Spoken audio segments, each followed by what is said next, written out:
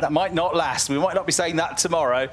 But for now, it's a beautiful day here in the Eifel region of Germany. It's a wonderful part of the world. It's one of the most stunning drives into the circuit that you get over the course of a calendar. It's a really picturesque area of the Nürburgring castle in the background, the very small village or small town of Nürburgring. But this amphitheatre of motorsport, this whole area with the Nordschleife, the green hell just behind us, attached to this Grand Prix circuit, which was first brought about in the mid-1980s. We used the sprint version of the circuit for DTM race weekends, at least we normally do. I've been on the Grand Prix circuit in the past, but normally, more often than not, we're on the 3.629 kilometre version of this circuit. It is around about 3 or 4 degrees warmer than it was for pre-practice one a few hours ago. It's 24 degrees now, absolutely beautiful. There's a nice gentle breeze out in the paddock, but the track temperature has skyrocketed because there's barely a cloud in the sky. It's direct sunlight onto the track, and that has shot up to nearly 32 degrees track temperature. We shall see how that affects things in the session because the lap times, I know it's free practice, but they were relatively slow in the first session. Lots of drivers complaining about the fact that the track was quite slippery in that first free practice session. Thomas Preining on the radio, we saw him having a few moments in the Porsche. It was quick relative to the others at the time. And at the time he was setting first and second fastest times, but the best lap time we had was from his teammate Jan Nguyen with a 1:26.683. Speaking to Mirko Bortolotti before we came on air, he reckoned they were going about a second a lap slower than they were expecting. We will get quicker if conditions allow when we get to qualifying, of course, with lighter fuel loads and the best tyres on the cars, the freshest tyres. The lap record in qualifying around here is held by Mirko Bortolotti from last year, with a 1:25.1 second lap, but 1:26.6 in free practice 2 for Jan Nguyen. Mirko Bortolotti was second quickest and only 28 thousandths of a second behind him. Maro Engel was third, Arjun Maini was fourth, and Nicky Tim, and now a race winner, of course, in the DTM after his maiden victory at the Nürburgring, he was fifth. And there was 99 thousandths of a second between all 5 of them. So typically tight session here at the Nürburgring. It is a slightly shorter free practice 2 these days, 45 minutes for free practice 2 versus 55 for free practice 1. So it should be a busy circuit as they get set for qualifying in the first race tomorrow. We're going to get them underway in just a few minutes' time. And here in the commentary box at the circuit, enjoying the sunshine while we can, it's me, Chris Hartley, and alongside me, as always, Brian Oliver.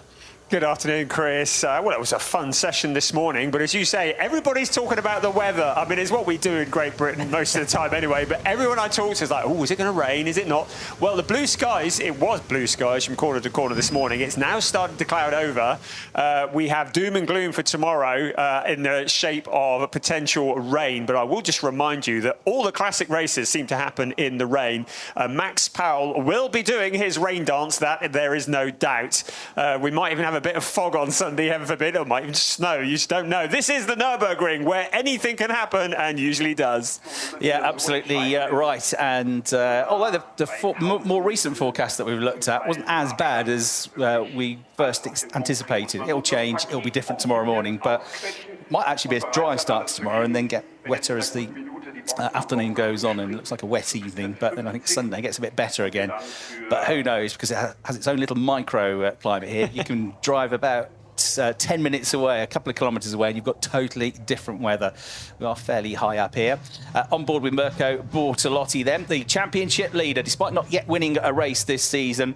Points in every round of the championship so far. The first 8 races of the season, he's had 2 seconds, one at Oschersleben in the opening round of the season. Could have been a win that, bar an issue in the pit stop. He was second at Zandvoort in race 2, and he was third at the Nürburgring 5 weeks ago before the summer break. We've had 4 rounds. We've got 4 rounds to go, 4 events to go, and 8 races left in this 16-round championship. And we've had already, Brian, 7 different race winners. Only Jack Aitken has managed to win more than once this year, which is fairly typical of what's happened in the last couple of years.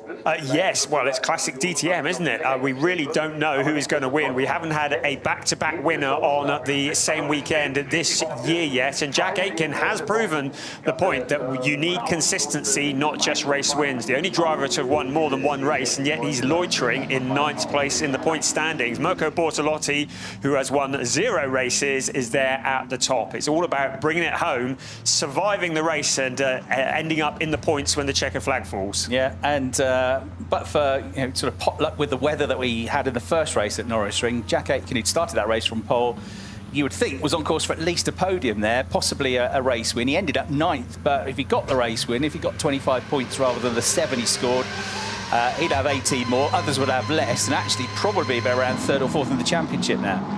Yeah, ifs, buts and maybes. Yeah, incredible, isn't it? And it just can all change in the blink of an eye, and we saw that last year, especially with the weather. We had that big accident involving Ain Chang-Nguyen into turn 1 in one of the races last year as well. The season could turn around in just the blink of an eye, and I think the weather could be the random element. This man here, Kelvin van der Linde, has struck me as being Mr. Consistency, as indeed has 3rd place in the point standings, Rene Rast. Those are the 2 drivers that are very much in stealth mode. They are there or thereabouts in every race. Yeah, take you back to the very first weekend of the season in the spring at Oschersleben, and a very disgruntled Kelvin van der Linde. He could only manage 12th in race 1, got a bit better on the Sunday, finished in 5th place. Whereas his teammate Ricardo Feller had managed to get onto the podium in his first round of the season. They couldn't understand why he was off the pace. It turned out they had a cracked chassis, and things got a lot better thereafter, and he's now, just 3 rounds later, 2nd in the championship. He's had a race win, he's had 2 other podium finishes, and he's been the points in every round. In fact, that 12th place in round 1 is Kelvin's worst result so far of the season, which makes the point about quickly how it can turn around in the blink of an eye, really, if the teams continue to work hard, to continue to keep pushing the development of the cars, and the drivers keep pushing, and you have less bad luck than some of those around you. Yeah, that has certainly been the case also for the Team Winwood Mercedes and Mauro Engel. They lost a lot of pace. They were struggling in the mid part of the first half of the season. They found something at Nürburgring. They're not saying what it is, but they found something in the suspension, potentially maybe metal fatigue, but they believe that explains what Mauro's poor form in qualifying especially has come from. They've worked on that, so it's another team who have been looking in fine detail at the car and everything. When you're looking at thousandths of a second between many of these cars, every last bit has to be millimetre perfect, and any damage, anything that's stressed in the car, and it's going to show in the results. Yeah, absolutely right. That's been a real frustration the first 3 events this season. Qualifying performance from Mauro Engel, he couldn't get his head around it. We're always quick in free practice, we're always quick in the race, but qualifying, it just will not happen. We've been a bit slow to react to a few things. We've had a bit of bad timing, bad luck here and there, but they couldn't quite get their heads around it.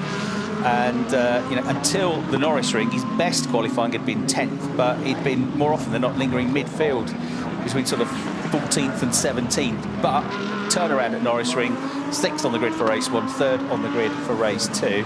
But despite those bad qualifying performances at the first 3 events at Oschersleben, Lausitzring and Zandvoort, he still managed to get himself up there into the championship fight, hasn't he, into the top 4? Yeah, 3 second places, so that's not bad if the car hasn't been all together. Imagine what he can do now.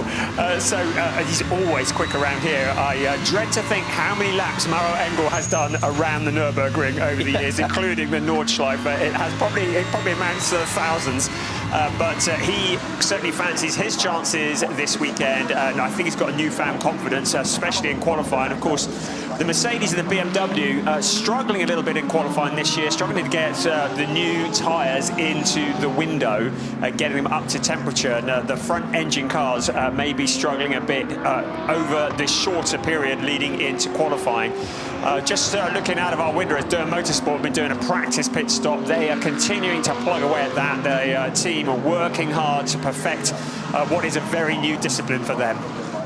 The race tyre allowance for this event, it depends on the circuit. Some of them you get 4 sets of new slick tyres, some of them you get 3. It's 3 here.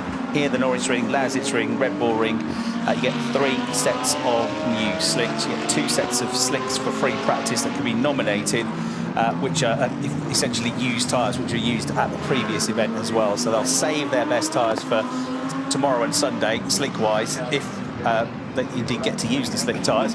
But hopefully at least qualifying one will be dry. Watch, after all this talk about the weather, it will be beautiful all weekend. Yeah, you watch. That's like reverse psychology, you see.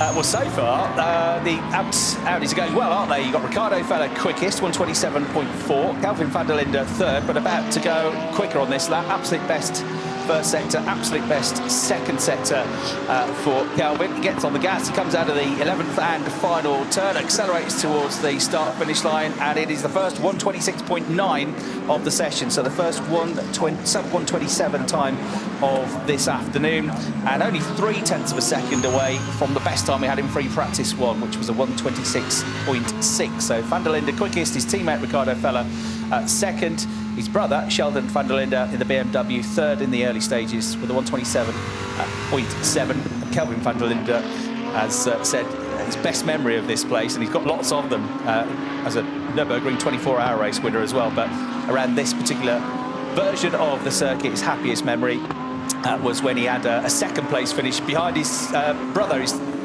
brother taking the win, and he came home in second place in 2022. A 1-2 finish for the van der Lindes, first time that brothers had ever taken a 1-2 finish in DTM. I wager it's probably not the last time either. 38.5 minutes remaining of this session. We've had FP1 this morning, we've got FP2 this afternoon, and that is it. After this, it's time for qualifying. So this is a really important session, and interesting to see Riccardo Fella, who's at the top of the timesheets now, ahead of his teammate Kelvin van der Linde, staying out a long time. And there's something that the AB team have been doing in qualifying. Whilst a lot of the cars that come into the pits, they do one lap and then they come in for the heat soak, where the heat from the tyre spreads from the brakes and into the tyres to get the tyres into the right window. The AB cars somehow seem able to avoid needing to do the heat soak. They just go out and stay out. And we've seen that with Kelvin. He goes out in qualifying, particularly Kelvin, and he just stays out for the whole of qualifying, whereas the others come in, warm the brakes up, come back into the pits, wait for the heat to soak, and then come back out again. So the AB team are onto something that nobody else is doing. Hugely experienced team, of course, having been in the DTM since the year 2000. Got their first win as a team here at the Nürburgring the year after that. And the team principal, Martin Tomczyk, former DTM champion, knows a thing or two about winning around the Nürburgring. He's had 2 race wins here in the DTM, so vastly experienced team as Sheldon van der Linde goes quicker still third overall, but a 127.2 for him. And Lucas Auer was fourth, now fifth, because Sheldon gets 127.274. His time is a bit late being updated, but he goes through fourth quickest.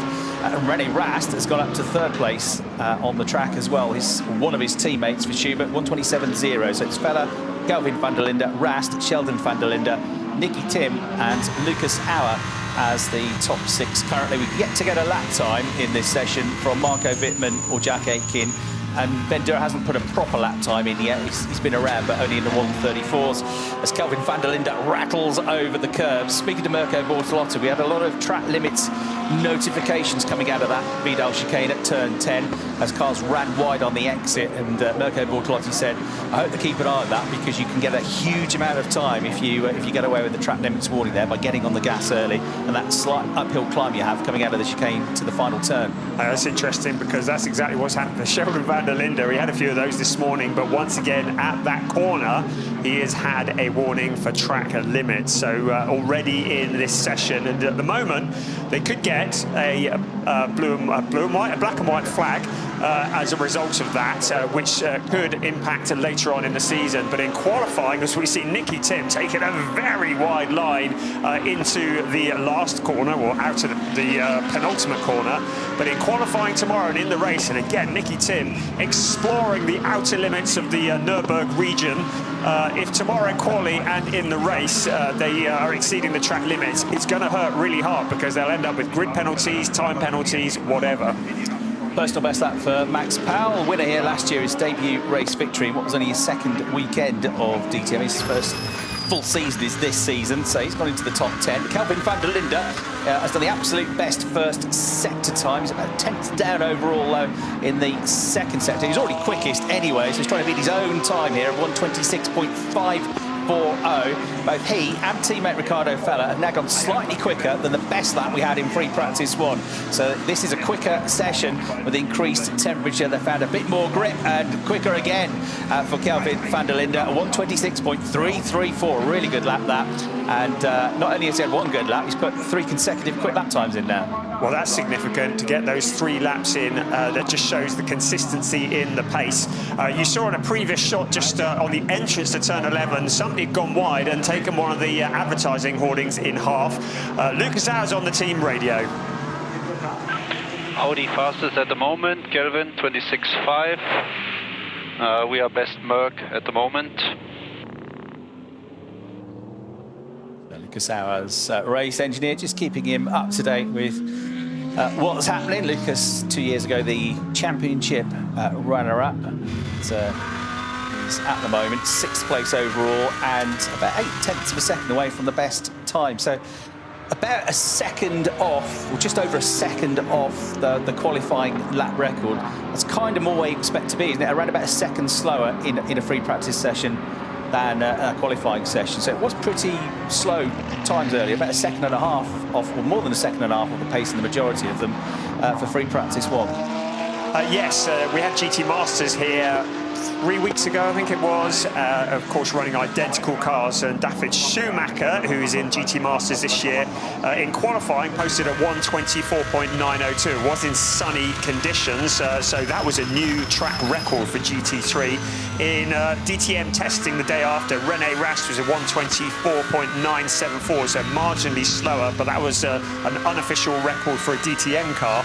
So we are expecting the times to be in the 24s, weather dependent. Of course, we've got lots of other classes running here this weekend as well. We've got GT4, Porsche 6 Carrera Cup Germany, prototypes, and next-gen cars. So there's lots of rubber being laid down as well. So potentially, as the track cleans up and gets more rubbered in, it's going to get quicker as the weekend goes on. 16 laps out of those tyres is the graphic you're seeing. That particular set of tyres for Mirko Bortolo. I think it's not to say he's done 16 in this session, but the tyres are 16 laps old at the moment. He has done 7 laps in the session. You're right on board with the championship leader. And his best time is a 1:27.147 at the moment, which has put him in 6th place, just a fraction, 20 thousandths behind his teammate Nicky Tim, as Jack Aitken makes his way out of the Vidal chicane and heads towards the final turn at turn 11. Another second gear corner this, and down to about 105 kilometres an hour, hit the apex, get on the gas, they drift out as far as you dare without taking all 4 wheels beyond that white line at track limits, head for the line, and that's his best lap of the day so far, 1:27.055, average speed 192 kilometres an hour, and the top speed around here just over 250 kilometres an hour. Yeah, Jack was very frustrated after FP1 this morning. Said they were struggling with the balance of the car, but you know, with Emil Frey Racing, they will have been doing their sums over the lunch break, and they will have been working on the setup of that car. So clearly an improvement from Jack Aitken, so moving up to that 5th place, but still a bit of work to do there. We're on board with Kelvin van der Linde, a wonderful perspective of the Nürburgring from the front bumper of Kelvin van der Linde. And here is Thomas Preining, the defending champion, on a good lap as well, having set 2 personal best sets. You see him wrapping over the curves there, go on the gas, on the edge of track limits there, but I think he was just about got away with that. The Austrian wrestles the car on the way into the final turn. Shortly he'll be whizzing past the commentary box over the start-finish line to set what looks like being his best time of the session so far. Puts him 11th place overall, 1:27.406. In free practice 1, there were a lot, certainly by the end of the session, they were a lot more tightly bunched together, weren't they? We had the top 18 covered by less than a second, but here it's only the top 9 that are covered by less than a second, and that really is because of that extra pace that we've been able to get from the 2 AB Sportsline Audis of Kelvin van der Linde, Ricardo Feller, as Jack Aitken gets up pretty close to them with a 1:26.7. He goes 3rd quickest, 4/10 off the best lap time so far. That's more like it, Jack, isn't it? Congratulations again. He got married a couple of weeks ago to him and Alex. I'd say this graphic on the side of the screen is new for this weekend. It's very revealing. I really like this. We can see they're on slick tyres. There's no secrets here. We can see how many laps the tyres have done, and it really gives you an interesting perspective when you look at where the cars are in the order and how old the tyres are as well. Marco Wittmann with a baby girl on the way. Third quickest in the BMW, 126.709. So that's a good effort. If you weren't watching free practice one, he had a bit of a worry at the start of the session when he couldn't get the car fired up. So he missed the first 5 or 10 minutes of the session, but then did get going again. But that's a good lap. The BMW in a good place there. Third place, 126.709. That was 29 thousandths quicker than Jack Aitken. So Jack in this second session put down at the moment to 4th place. Thomas Preining with a lap time that doesn't improve his position. He's down to 12th place overall now. Down to 12th because we've got one of the McLarens up into the top 10. We've got one of them in 11th as well. Ben Durr is 10th. Clement Schmidt is in 11th. And there's only 49 thousandths of a second between them. That's pretty impressive from Ben Durr, who is a complete rookie this season in DTM. Yes, he's learning quickly, isn't he? I don't mean that in a patronising way, because the team are learning as well. But he is certainly not here just to make up the numbers. And he's been really impressive this year, Ben Durr, as he learns.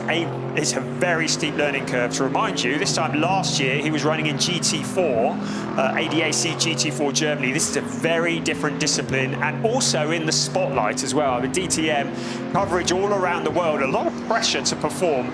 And the Durr Motorsport team, along with Ben Durr, Clement Schmid, have risen to the challenge. A very welcome addition to the DTM grid. Great to see the Papaya McLaren circulating around the Nürburgring. Better lap again from Marco Wittmann. He stays third, but gets shaves a few hundredths off his previous best time, 126.674. So he's within 0.3 of a second or so of Kelvin van der Linde. The two Audis are both in the pit lane at the moment, as you can see from the graphic. The P next to the names of the fastest two. Here is Clement Schmidt. He's on an even quicker lap here in the McLaren, and that pops him ahead of his teammate and into 10th. So the two McLarens switch around. He was 20 thousandths behind. He's now 80 thousandths of a second ahead. That's perfect, isn't it? As a team owner, what you want are two drivers that are comparable, that are equal in terms of their pace, because then you can really work together on the setup, knowing that they're comparable in terms of their driving ability. Yes, it means they're both extracting as much as they can from the car, and having two equal drivers, that's exactly what you want. The cat far over the line. Mirko Bortolotti just exploring the limits. What was he saying about track limits earlier? Just seeing how far he can push it, but that's what it's all about, and that's what these free practice sessions are all about. It's not about necessarily setting red-hot lap times. It's about exploring the limits, finding the setup, because it's tomorrow when the points are paid out. So right, once again with Mirko Bortolotti about to go into turn 3, where he'll drop down to second gear. One of the slower corners, this, coming out of the AMG arena, down to 75 kilometres an hour. Quick blip on the throttle, still in second at 125k through that almost 90-degree right-hander at turn 4. Now this back straight, and this is where they turn off the Grand Prix circuit and they shortcut onto this sprint version of the track.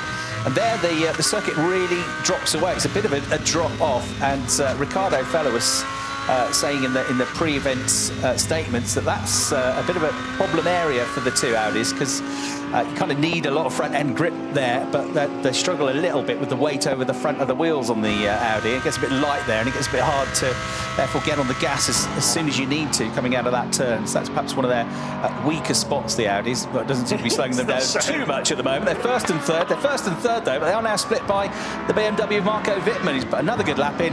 He's on another good one here with a personal best in sector 1, and Marco, two-time DTM champion, up to second place now.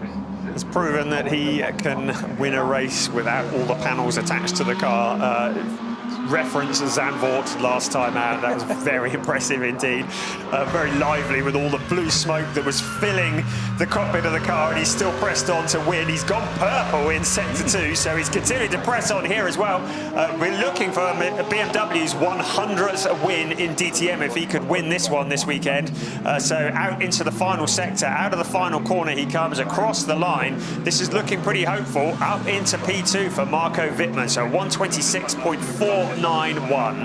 Yeah, he was half a tenth quicker on that lap, so stays second, but he's now done a 126.491. And while that was happening, Mirko Bortolotti has also improved his lap times. 5th place now for the Italian, 126.8. So now the top 5 covered by just about half a second. So we are In terms of fastest lap times between the two sessions, we are around about 0.6 of a second quicker in this session than we were a few hours ago in FP1. So the grip has come here. It's the track temperature going up, as we've said, but it's also a lot of other sessions have been out since DTM Prototype Cup, in which David Schumacher is going to be making his debut this weekend alongside some fella called Ralf Schumacher, his dad, the former Formula One race winner, who is making his first competitive race for 12 years. So that'll be well worth keeping an eye on. Both ex-DTM racers, of course. And there we got Marco Wittmann kicking up a bit of dust on his run up through that second sector, up the hill through the Ad Van Bogen. He's gone through the chicane and he's going into the pit lane anyway. But a good run, that, of 4 or 5 consecutively quick laps, ending in his best right at the end there. 126.491 to go, second quickest. Rather fetching if the 100th win came to Marco Wittmann, who's been a BMW driver his whole career and has won 2 championship titles with him, has won 2 races here at the Nürburgring as a BMW driver as well. René Rast, of course, only in his second season of DTM with BMW. That was the moment he just went a little bit wide there and found the limits and then went a bit beyond them. But that's what you're supposed to do in pre-practice, find the limits, go a bit beyond them and then bring it back a bit when it really matters for qualifying. As we see Arjun Maini heading out on track. Yeah, those complaining about the track being dirty, yeah, we'll have a little word with Marco Wittmann because the car that would have been following him would have got tyres with a lot of gravel struck to them. So, yeah, and he peeled off into the pit, so it wasn't his problem. There is Arjun Maini, who has really found a bit of form this year, hasn't he? And it's been really good to see him on the podium and just really getting into gear and finding the kind of form that he was hoping for. And he has been really impressive this year, certainly there in the championship hunt as well. Yeah, 5th in the championship, qualifying form way, way better than it was in 2023, which was really helped him and the team. He's said to me that they've done a lot of work, the team, over the winter to bridge that gap in qualifying and get on top of the car, and it really has paid off. Arjun, we have always known he's a quick driver. He's got quite a bit of GT experience these days. Came in the DTM in 2021, but has accumulated lots of GT experience. Started, of course, his career as a single-seater racer, raced in Britain in the Formula 4 or the BRDC Formula 4 Championship as it was, and very narrowly missed out on the title to a young George Russell. And his older brother, Kush Maini, is a very competitive Formula 2 racer as well. So good to see both brothers going well as Mirko Bortolotti gets the door open, gets the laptop and has a look at what's going on. Interesting pushing him back in towards the garage at the moment, so clearly no urgency to get back out on track and put the laps in. They clearly feel as though they've gained all the data they need to at the moment. He's obviously not getting out of the car and he's not checking his emails. They're looking at the data and just seeing where he can find a bit more speed, but there certainly doesn't seem to be any urgency or panic in that garage, does there? Mirko doesn't panic. He's one of the most laid-back characters you can come across. He's very chilled out when I mean, he's not necessarily laid back when he's in a race. Let's make that clear. When he's got his game face on, but out of the car, in between sessions, I mean, he's got so much experience. He never gets fazed by anything. He's very, very chilled out, hanging around the paddock and the garage. And he's also been very busy. It's 5 weeks since the last DTM race, but he hasn't really had much time off. Few days off, he said. That's about it. They were testing here last month. That was after doing some World Challenge stuff. He's been doing his World Endurance Championship duties as well. So no 5-week break for Mirko Bortolotti. It's going to be an even busier August and September coming up as well. Things going great guns for him with that slender 5-point lead in the championship coming into the second half of the season. Likes this place, went here last year. The car, sadly, had a technical issue on the Sunday and he never got to start the race, did he? But he was competitive the year before as well on a greasy track. Unfortunately, had a coming together when going for the lead of the race. It was all a bit of a disastrous weekend for his championship campaign, his first season of DTM. It kind of fell off the rails at this event in 2021, but he showed what he could do with that win here last year on the Saturday. So relatively quiet on track at the moment. Lots of in fact, the majority of the cars into the pit lane. We've only got Ricardo Feller, René Rast and Ian Nguyen on track at the moment.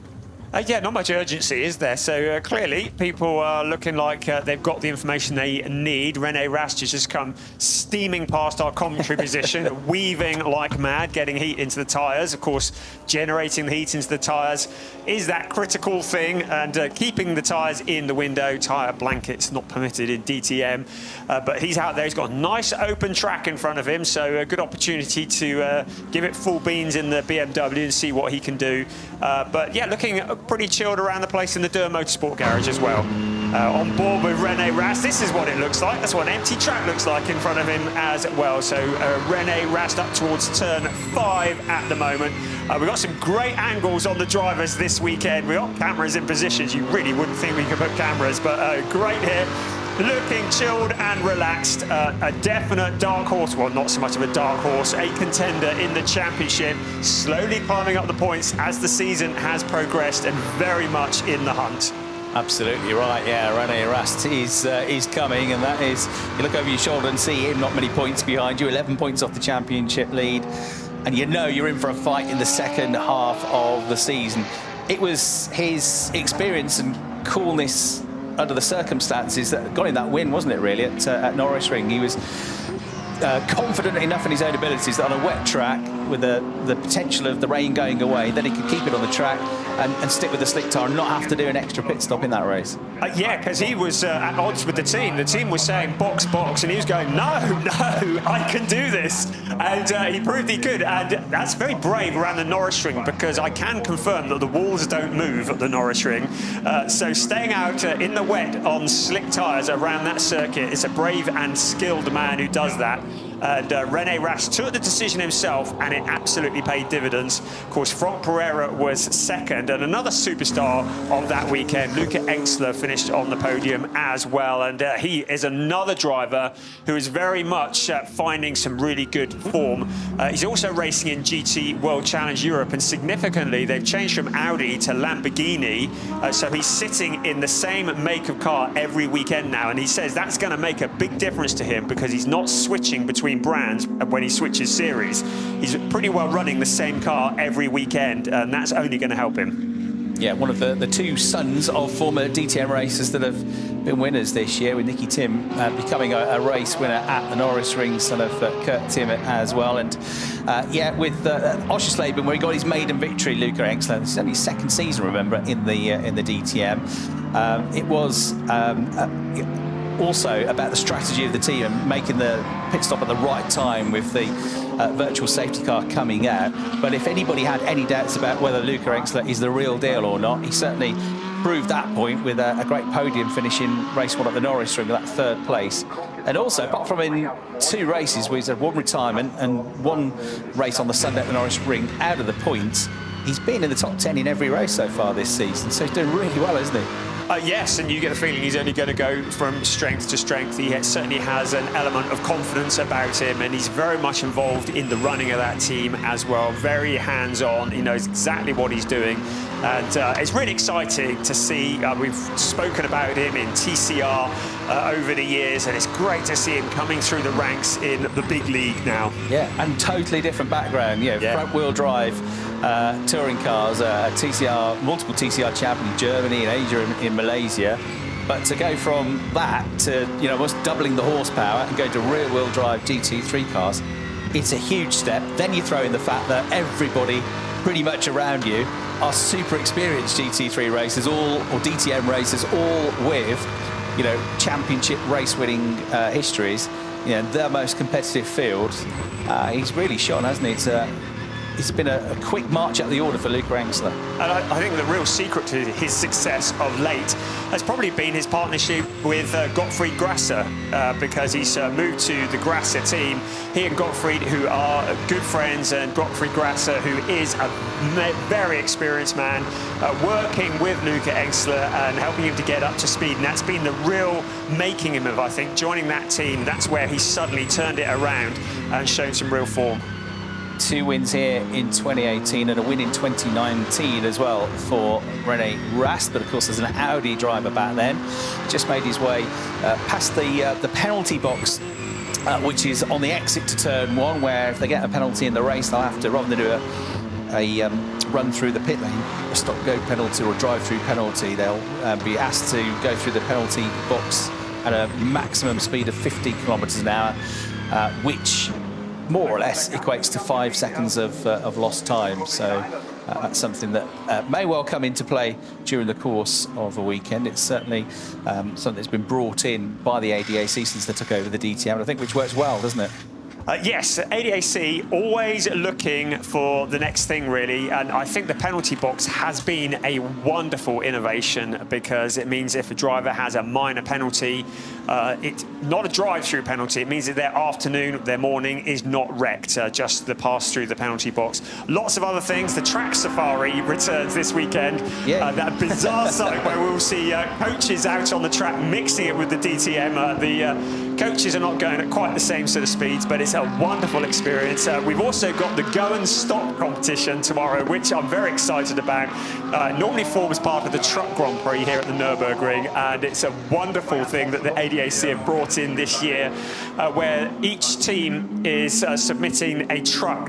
They have to accelerate at high speed along the pit straight and then stop in this designated area. It's kind of like a reverse drag race, they call it. It's so entertaining. The crowds in the grandstands absolutely love it, and it just shows that ADAC pushing forwards all the time, looking for new things to entertain us. And also, I understand there's tonight there's a DTM kart race, which is really? the kart track attached to the circuit, electric karts that they use there. So it's going to be a busy all weekend off track. That kind of summarises really what DTM is about, because there's so much other activity laid on, isn't there, for the fans, and they're brilliant with the young fans at these events as well. There's a load to do in the paddock for the younger fans, all sorts of activities and tests they can do. The fans have great access to the drivers as well, and then of course they do their autograph session on the race days, but also there's lots of sessions in the paddock where they do Q&As and things like that with select drivers from select teams. And always one of the garages, the sides of one of the garages are always at a DTM event kind of opened up, in terms of you get a perspex view. They can't go into the garages, but you go into the adjacent garage and you can see, even in the middle of the race, all the action going on. And it's App Sports Liner. You can watch this weekend if you're at the Nürburgring. As Arjun Miney had a sluggish start to the session. He's last at the moment, but he's got going now. There he is, back up to where we were kind of expecting to be, up in the top 6, with the best lap time of the session, best lap time of the day for him of 1:26.853. That's only 4 thousandths slower than Rennie Rast, who've been watching going round for the last few minutes. And here is race winner of this event in the wet, from 13th on the grid 12 months ago, Max Powell, now back with his own team, Powell Motorsport, for a first full assault on the championship. And like Luca Enxler, another driver very much involved in the running of the team as well, gets involved in all aspects of it. You never see him sat down twiddling his thumbs. He's always involved getting something moved or shifted around the garage. He's going 5th quickest there. But I spoke to him a couple of rounds ago about that. He said that actually, he thinks, helps you as a racing driver, because you understand all the aspects of the team and what the engineers are having to deal with, and it gives you a better all-round perspective as a racing driver about what's required to, work together as a team and get the best out of that car. Yeah, that's great, isn't it? And you get that perspective that maybe some of the other drivers don't get. There's Franck Pereira, who is running in for Christian Engelhardt in the TGI GRT Grassa Lamborghini.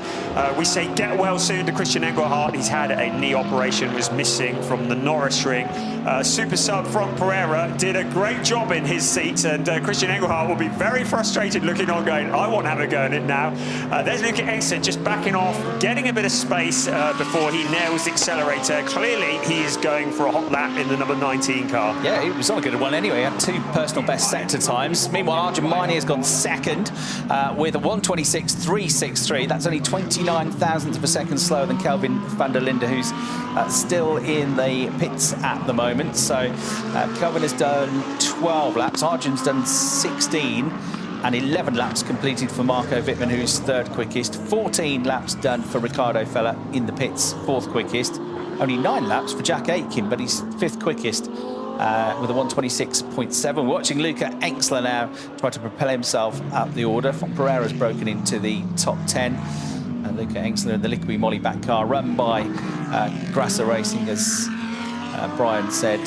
doing a fantastic job this season. Just to remind you, if you were watching earlier on, or to tell you if you weren't, the lap divided into 3 sectors as is normal, but the first sector here is unusually long in terms of time. It amasses to essentially half of the lap time. So sector 1 takes in the run from the start line through turns 1, 2, 3, 4 and 5, where they're turning that hairpin off the full circuit. That's sector 1. That takes about 44 seconds of a 1 minute 26 second lap. Sector 2 is relatively short because it's relatively quick. Turns 6, 7, and then the flat out run through the back straight, through the absolutely flat corner at turn 8, before they get to the top of the hill before the chicane. That's where sector 2 ends. That only takes about 21.5 seconds, and it's even shorter, sector 3, which is basically just the chicane and the last corner at turn 11, and that takes around about 20 seconds. So sector 1 is the one you've really got to get right if you want to get the whole lap correct.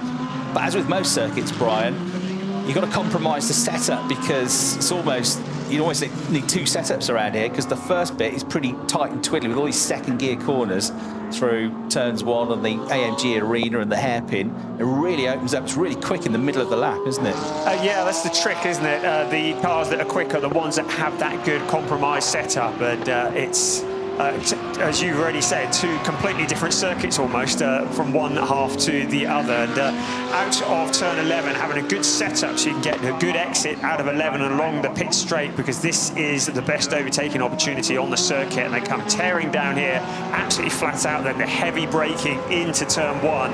That section is really important, but you've got to be close to the car going into turn 11 to get that good exit so you can overtake it. So it is quite an art, isn't it? Absolutely. From Pereira, 4th quickest. Ian Nguyen just goes into 6th, but with the absolute best final sector. So from Pereira, that wonderful gold and black liveried car with the TGI Gold sponsor on board once again for the Grasso Racing team, looking spectacular. And the oldest driver in the field, now 40 years of age, from Pereira, doing it for us middle-aged men there in 4th place. Fantastic job. Ian Nguyen, good to see him going well today in 6th. He's due a good weekend, isn't he, Ian? He's not had a great deal of luck in the first half of the season, and the team haven't had the best start to 2024, but they are still competitive. Thomas Preining is still not out of the championship fight. Yes, he's down in 19th at the moment, but you get the feeling he's going to be improving on that any second now. It was a 1:27.360. He's into the final corner, turn 11, so this is going to be an improvement. It's going to move him up from 19th out onto the pit straight. As you can see, 2 personal bests. It's up to 11th, so about halfway. So still probably not quite where he wants to be. Interestingly, in both sessions, Ian Nguyen appears to be the quicker of the 2 Manthey cars. Yeah, he has been, and he often has a pretty good Friday, Ian. We know he's a very quick driver, but just needs a bit more luck and things to go his way when it really matters on race day. Here is the green Manthey EMA Porsche back to complete another lap. He's down to 7th now. Now he's gone quickest, though, so that's a really good lap time as he crosses the line with a 1:26.206 to get ahead of Kelvin van der Linde, Arjamani, Marco Wittmann from Pereira, and Ricardo Feller, who, while he's been sat in the pit lane, has dropped from 2nd quickest down to 6th place. Make it 7th, because here comes Lukas Stolz. There he is in the Mercedes number 4 coming through, and he's up to 4th place with a 1:26.385. So now this is more like what we would expect. 18 cars covered by less than a second. We haven't mentioned Lukas Stolz much today. We never do normally, because he's not dramatic, he's not wild. He just sneaks up while nobody's looking and steals away the points. And he's up in a 4th place there, so doing what he does best. There is Thomas Preining exploring the outer regions of the track once again. You see a bit of dirt being kicked up into the air, so he's clearly pushing. I should think that the Manthey team will be discussing and swapping notes. Having said that, Thomas Preining jumping up into P3, so for Manthey EMA, a 1-3, I think they'll take that, thank you very much. Looks a handful, though, doesn't it? Thomas Preining's car is really having to wrestle it around. He's quick, he's Thomas Preining, he's a champion, of course he's quick, but it looks like he's having to push it to its limits. But behold, Lukas Stolz has just set the fastest first sector of the day, 43.821 seconds, a personal best in sector 2. I think he's about to go screaming all the way to the top of the times. Here comes the Mercedes coming into turn 11. The Hyundai N curve comes out of a 2nd gear corner. It'll go from 105 to 250 kilometers an hour in the next few seconds. And in between that, he'll get to the line. And there you go, by half a tenth, he goes to the top of the times with a 1:26.155 second lap. Very good. Very good indeed, just getting on and doing it. Mirko Bortolotti looking to respond. He's done a personal best in sector 1 and sector 2, riding the curbs, testing the suspension on that Lamborghini. They do like to get him airborne, don't they? Exploring the outer limits of the track once again, out onto the pit straight. So he's going to cross the line to P7 for Mirko Bortolotti. So that's an improvement of 1:26.493. Yeah, so Mercedes quickest, Porsche second, Audi third, Porsche fourth, Mercedes fifth, BMW Marco Wittmann in sixth place, and Mirko Bortolotti the best of the Lamborghinis at the moment in seventh. Best Ferrari, Thierry Vermeulen in ninth. Best McLaren down to 19th place. Sheldon van der Linde on a good lap here. Absolute best middle sector, comes across the line. He now goes into the top 6 and moves ahead of his teammate Marco Wittmann to become the best BMW driver, but only by 30 thousandths of a second. You look at the times on the timing screen, apart from the gap from second to third, we've got just thousandths of a second between each position, all the way down to get to the gap from 18th to 19th position. So go quickly down it. The gap from first to second, 61 thousandths of a second. Then there's a bigger gap from second to third, which is now Thierry Vermeulen in the Ferrari. That is a tenth and a half. But from Thierry to Kelvin van der Linde, third to fourth, 25 thousandths of a second. From fourth to fifth, 8 thousandths of a second. From fifth to sixth, the gap is 21 thousandths of a second. Closest gap we've got is 2 thousandths of a second, and that is typical DTM. Lucas Auer now goes third quickest, but for how long? Because Mirko Bortolotti's coming towards the line, and he's coming here quickly. He's going to get quicker than before. It's fifth quickest for him. And Maro Engel goes from almost the bottom of the times to the very top of the times. 1:26.059. We're now edging towards the 1:25s, and a 1:25.1 is the qualifying lap record. So on free practice day, that's pretty quick, isn't it, to be within a second of the qualifying lap record? It is, and they'll have the fresh tyres on tomorrow. You saw that shot of Maro Engel. Jen Guer doing a bit of two-wheeling around the corner.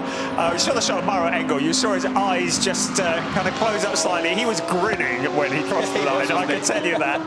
Clearly loving it. But Lucas Stoltz replying. There's a bit of pace in those Mercedes, isn't there? Because Lucas Stoltz now replying with a personal best in sector 1. Chen Guer remaining in P2 with his 1:26.094, but Lucas Stoltz, the middle sector, sector 2, was not the quickest of anybody. It was still quick, but he crosses the line.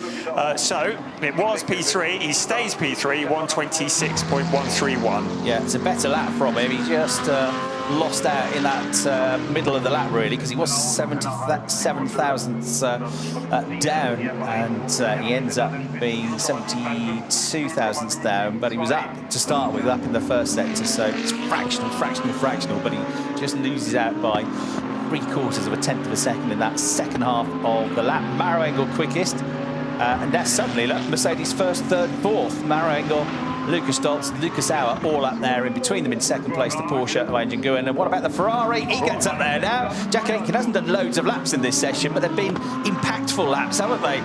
Because there he is, up there again, the British driver, with a 1:26.114 to go within just over half a tenth of a second of the best lap time of the session. From Pereira in 14th, wants a piece of the action. This is going to be, I think, his best lap of the session so far. Does he move up the order? No is the answer. 14th place, but not a bad effort. No, very good, and lots of information collected as well. Lucas Stoltz hasn't given up yet, has he? So personal best, not personal best, the best of anybody in sector 2. Pushing hard into the corner, into turn 11, he comes out onto the pit straight, so he's trying to improve on a 1:26.131. So out of 11 he comes, and it will be a 1:26.074, so it is an improvement, takes him up into second place. However, the number 14 Ferrari of Jack Aitken, absolute best in sector 1, 43.742, qualifying dummy type run. Jack set his best lap of the first practice session right at the end. He was the last one to cross the line. It's almost going to be the same story here, but this is going to be a much better lap. He's down a little bit in the second sector, but not much. Lucas Stoltz up to second place, improving on his most recent lap. But here comes Jack Aitken trying to beat a 1:26.059 to end Friday. Is the quickest driver. They certainly sorted out the issues with the car. Didn't quite do it, but fourth place with that lap. It is 1:26.283, so that was about a tenth off his, or a tenth and a half off his best in the end. He just lost out in the second half of the lap. Into the top 10 though goes Thomas Preining with a 1:26. Well, actually, it was just about a tenth slower than his best. He's had two good laps though. 1:26.3 the lap before that. 1:26.4 on that lap. He's going to get one more lap out of the session with less than 20 seconds to go now.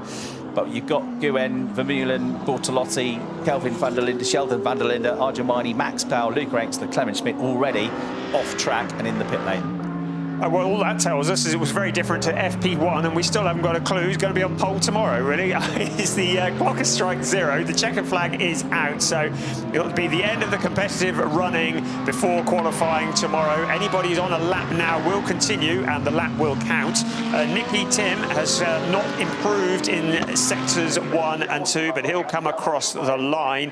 It was at P12. He remains in P12. Lucas Hauer, personal best in sector 1, he remains in P5. So the rest of the cars coming around, I can't see any times on the screen to indicate that anybody's going to improve dramatically. But at the end of the session, it's Mercedes first and second, but a very different look to how things were this morning. Yeah, they've still got the track safari to come as well, as Brian said. Passengers pay to go on the track in these multiple buses and coaches, and they get to spot the lesser spotted DTM driver, because the DTM cars all go out on the track at the same time. It proved, if I remember rightly, quite useful this at the Nürburgring last year for Maro Engel, because he'd had an issue with his car. It didn't run in free practice 2, but he managed to get it going and at least make sure it was working in that track safari. And there is the man himself, Maro Engel, another magnificent effort, quickest in free practice 2, which means he's quickest of the day, with a 1:26.059. In the end, he was only 15 thousandths of a second quicker, though, than Luca Stolz in the HRT Mercedes, 35 thousandths quicker than Arjen Guen in the Manthey EMA Porsche, and only 55 thousandths of a second quicker than Jack Aitken, who was fourth in the Emil Frey Racing Ferrari. Lucas Hauer fifth, Thierry Vermeulen in a good sixth place there, ahead of Mirko Bortolotti, Thomas Preining, Kelvin van der Linde and Arjen Meiney. 11th was Sheldon van der Linde, 12th Nicky Tim, and then Marco Wittmann 13th in the end, ahead of Frank Pereira and Ricardo Feller. Max Powell 16th, René Rast 17th, but he won't be too stressed about that, I don't think. Luca Engstler 18th, and then the McLarens of Bender and Clement Schmidt, separated by just 26 thousandths of a second, were 19th and 20th. It's an early start tomorrow, slightly earlier than normal, with qualifying 1 for DTM getting underway at 9:40 a.m. here at the Nürburgring. We'll be on air 5 minutes or so before that to give you the build-up to qualifying, and then of course the first race of the day gets underway in the traditional slot of a 1:30 p.m. start time. Slow-mos then of our top 3 from free practice 2. The Porsche of the Turkish driver Arjen Guen, 1:26.094.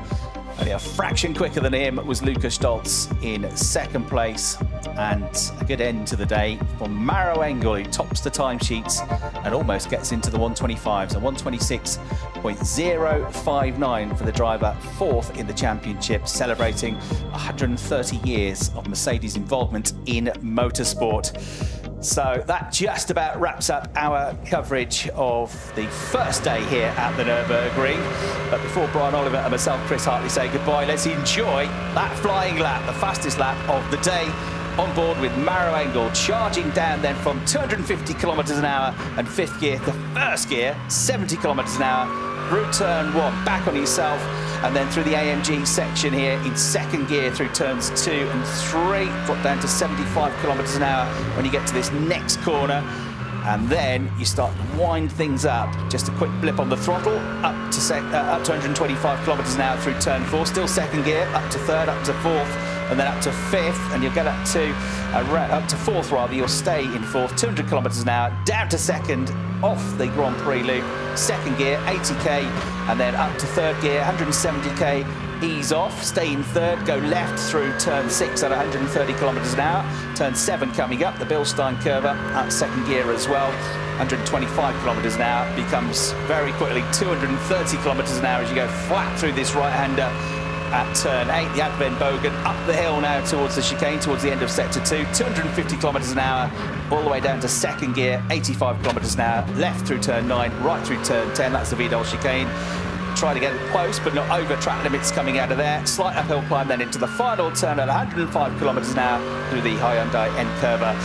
And that was the quickest lap of day 1 here at the Nürburgring, courtesy of your chauffeur, Maro Engel. So that is a lap of the Nürburgring. There will be many more of them to come. And we look forward to qualifying tomorrow morning at 9:40. Thanks for your company today.